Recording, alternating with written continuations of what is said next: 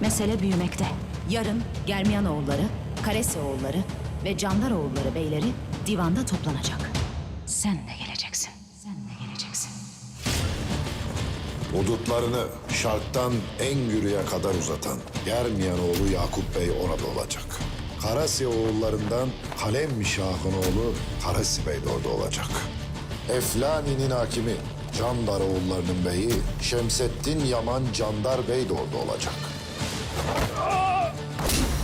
En küçüğü bizim 5 misimizdir. Altlarıyla da, mülkleriyle de. Bizden büyükler, bizden çoklar. Evvelallah, biz onlara dengiz. Promote your business online. We are providing services of social media marketing. Visit our website hkdm.com.pk or contact on our WhatsApp number 0335 9724 151.